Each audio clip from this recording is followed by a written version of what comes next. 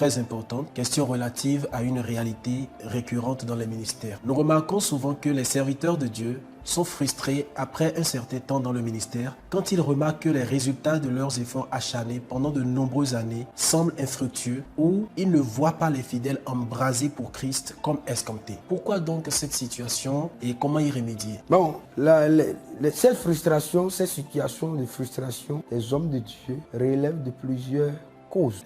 Et la cause fondamentale, c'est quoi? Quelle est la base? Quelle est votre vision? Qu'est-ce que vous poursuivez? Parce que si je ne me suis véritablement pas donné, si les serviteurs ne dispensent pas, ne rentrent pas dans la vision du ciel, la vision de Jésus lui-même, si par exemple les gens vont appeler les fidèles ou leur dire venez à Jésus, vous aurez des voitures, vous aurez des maisons, vous aurez ceci, vous aurez cela. S'il leur dit ça, mais à partir d'un moment donné, ils ne seront pas régénérés. Parce qu'ils ne seront pas régénérés. Puisqu'ils ne prêchent pas l'évangile de la régénération. L'évangile qui régénère. Or, la Bible nous dit clairement dans 1 Pierre au chapitre 1, verset 23, qu'est-ce que le Seigneur nous dit?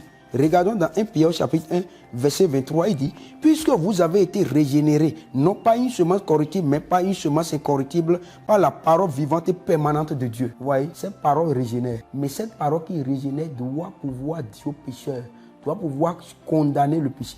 Doit condamner le péché, doit pouvoir convaincre le pécheur du péché, de la justice et du jugement, ou l'amener à la repentance.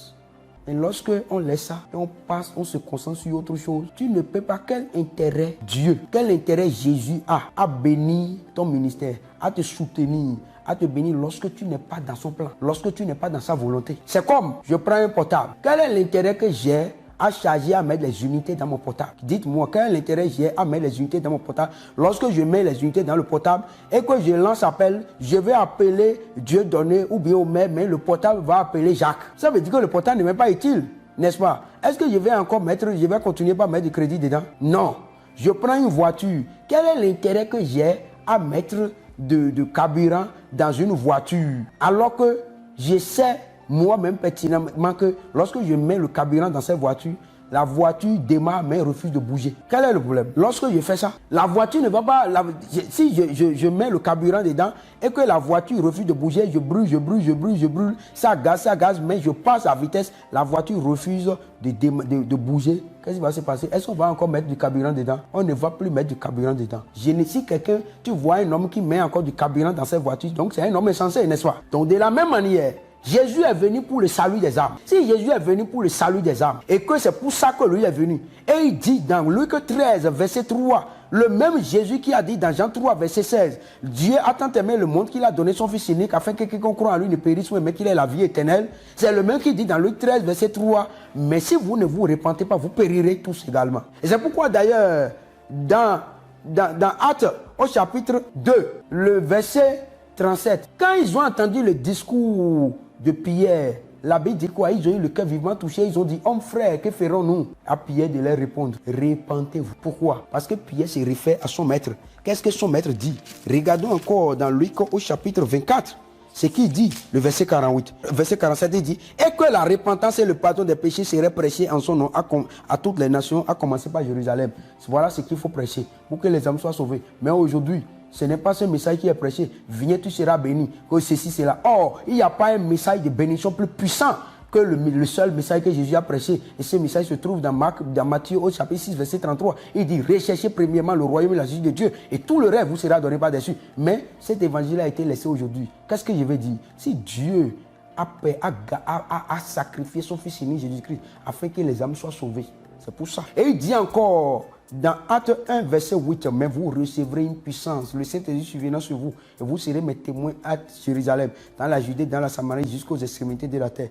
Lorsque les hommes, aujourd'hui, prennent le Saint-Esprit, ils parlent en langue. Mais ce n'est pas pour témoigner de Jésus. Mais c'est pour parler de visage, de ceci, cela.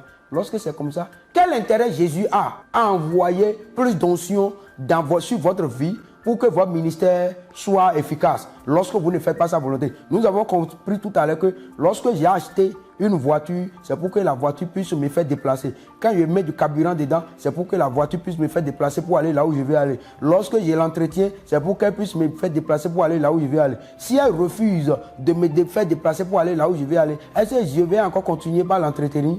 Non. Est-ce que je peux continuer encore par le mettre du carburant dedans? Non. Est-ce que si j'achète le portable pour appeler, et j'ai acheté le portable, j'ai mis à la charge, je charge, je mets du crédit dedans, mais ça refuse d'appeler. Ce portable est encore utile, je n'ai plus intérêt à continuer par mettre du carburant dedans. Donc, de la même manière, lorsque le Seigneur t'appelle pour le servir, et que tu ne fais pas ce qu'il est en train de, ce qu'il te demande de faire, il n'a aucun intérêt à continuer par déposer son notion sur toi pour te faire réussir. Et c'est ça qui fait qu'aujourd'hui, beaucoup, n'ayant plus de résultats, rentrent dans la frustration, va les amener maintenant à aller chercher gris-gris, chercher ceci, cela. Vous comprenez?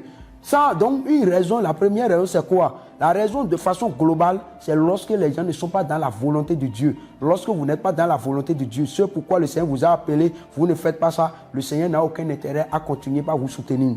Donc, j'ai donné l'exemple, par exemple, de ce que le message, ça veut dire quoi? Lorsque le message pour lequel le Seigneur vous a appelé, vous ne prêchez pas le message, alors il n'a pas intérêt à continuer par envoyer son notion sur votre vie. Ça, c'est clair.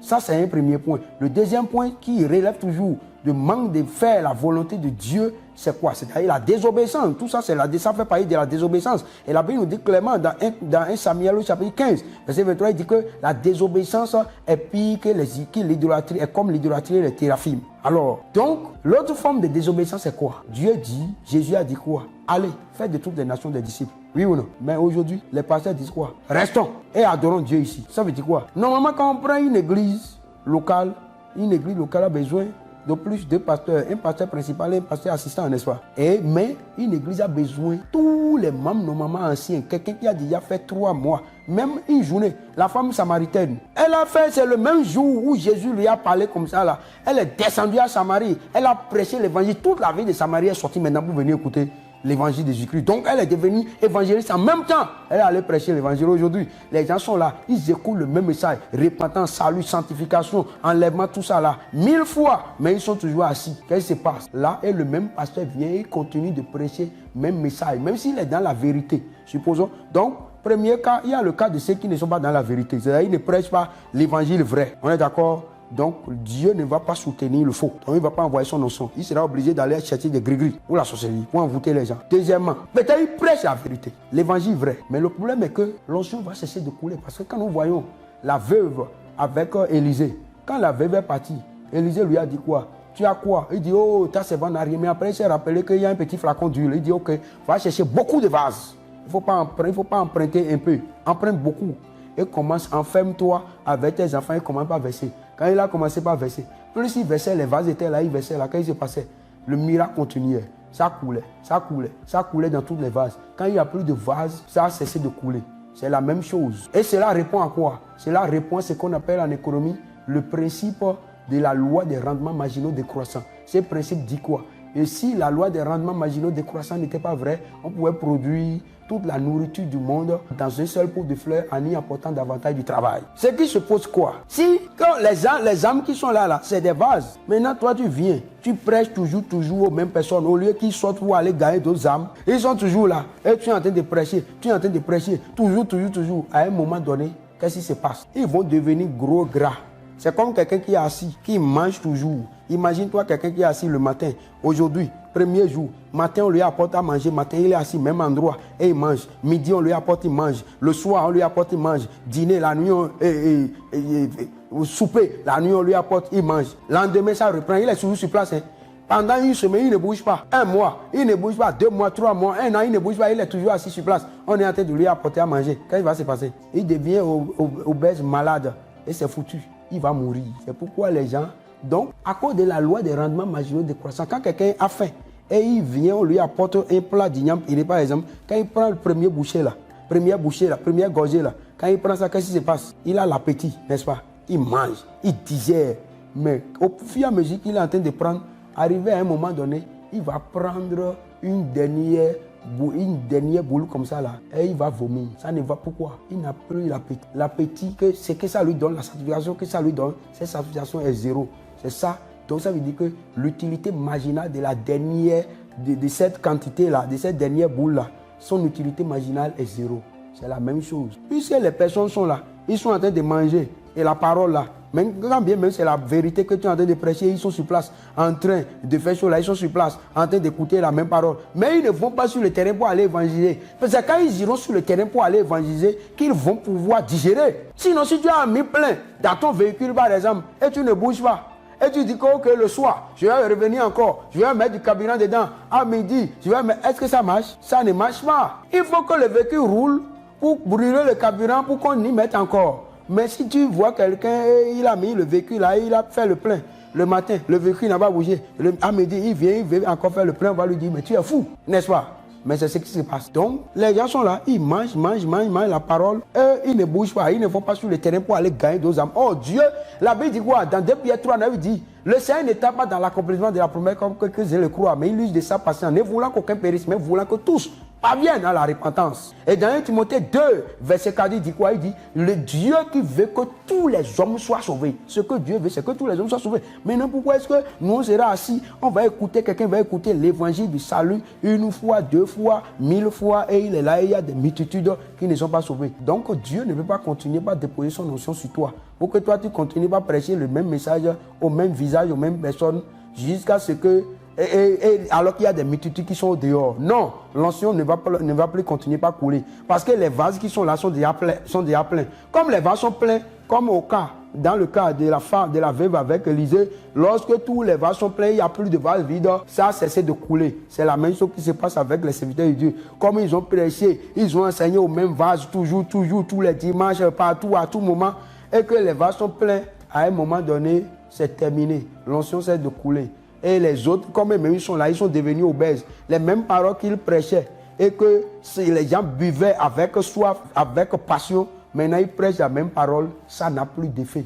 Et il est frustré. En tout cas, très belle réponse qui aidera beaucoup de ministres du Seigneur à corriger les tirs afin que le nom du Seigneur soit glorifié.